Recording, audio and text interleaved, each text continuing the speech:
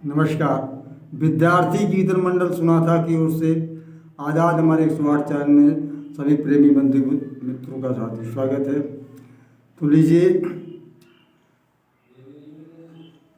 प्रणाम प्रणाम शब्द का अर्थ क्या, सुनिए प्रिंस उमेश। अभिनंदन बंदन के साथ ये सुनो नया संदेश। प्रणाम के बारे में। प्रणाम वैसे प्रणत शब्द से लिया गया है।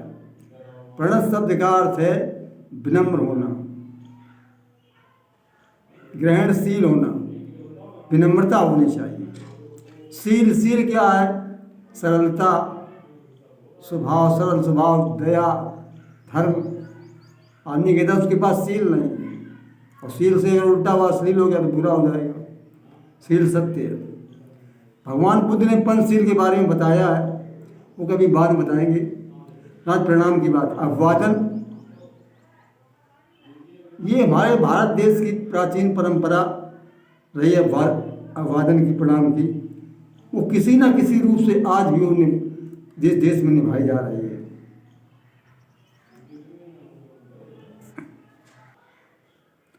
कोई व्यक्ति जब किसी से मिलता है तो अपने दोनों हाथों को जोड़कर, माने अंजलि बना करके उसको प्रणाम करता है। वो अपनी भावनाओं को अर्पण करता है। ये अभिवादन की बात रही। अभिवादन शीलस नित्यम बद्धोपशोभना सेविना। अभिवादन शीलस, सरलता से, सरल स्वभाव से, छलछन से नहीं, जो मनुष्य अभिवादनशीलस वृद्धों से वृद्धों को अभिवादन करता, सेवा करता, तस्य चत्वारो वर्धत आयुर्विद्या यशोबलम। तो ये चार चीज़ें अभिवादन से बढ़ती हैं। वर्तमान परिस्थिति में जो प्रणाम है वो शायद जैसे तैसे निभाया जा रहा है, एक प्रकार की लीक पीटी जा रही है। अब अभिवादन का भी स्वरूप बदला हुआ है। इसका सबसे पहले तो ये है कि जब प्राचीन गुरुकुलों में पढ़ाई हुआ करती थी तो पहले दंडवत मतलब डंडा के समान धरती में लेटकर बड़ों को प्रणाम करना पड़ता था। जैसे गोस्वामी जी ने लिखा रामचरित में मानस में कि केवड़े हो धरी दंडवत कीना, और प्रभु सगुचे नहीं यही गजुदीना। कि केवट ने उतर करके, गंगा को पार करके उनको प्रणाम किया है, दंडवत प्रणाम किया है, चरणों में लेट करके प्रणाम किया है। ऐसी प्रथा बताई जाती है। लेकिन आजकल प्रणाम, इसमें विनम्रता, झुकना होता है। ये दोनों हाथ को जोड़कर सीने से लगाकर लोग झुककर प्रणाम करते थे। अब झुकना नहीं है, अब खड़े खड़े पैरों को छूने की भी पैर लोग छूने लगे, फिर वो भी छूट गया। फिर लोग कुछ पटरी गाठी तक पहुंचने लगे, कुछ लोग अब पेट ही छू लेते। अब जोर पकड़े हुए है कोई राम रहे, राधे राधे, जय शंकर, जय बुद्ध, जय भीम, तमाम प्रकार के अभिवादन के रूप में।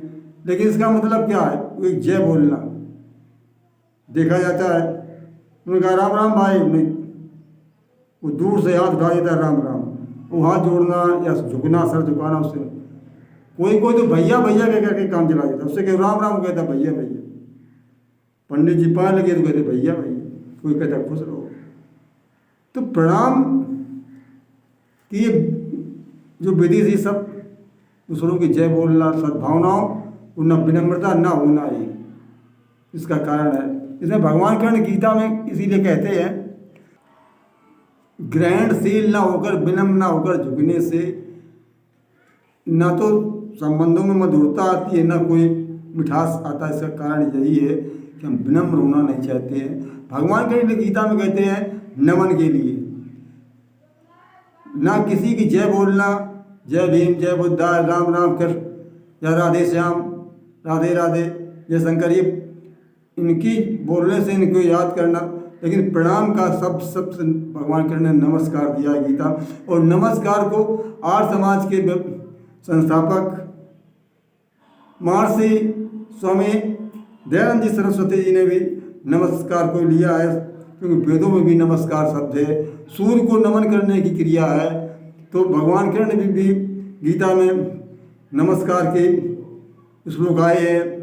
अर्जुन ने कई जगह नमस्कार है, लेकिन हम एक बार बता रहे हैं, उन्होंने वंदना की है जब भगवान कृष्ण की। तो भगवान कृष्ण कि वायुर्मुवागिनी वरुणा शशांका प्रजापतिस्त्वं प्रपितामहस्य नमो नमस्ते सहस्रकृत्वा पुनः भूयो अपि नमो नमस्ते। वायुर्मुवाग्नि वरुणा शशांका प्रजापतिस्त्वं प्रपितामहस्य नमो नमस्ते सहस्रकृत्वा पुनः भूयो नमो नमस्ते।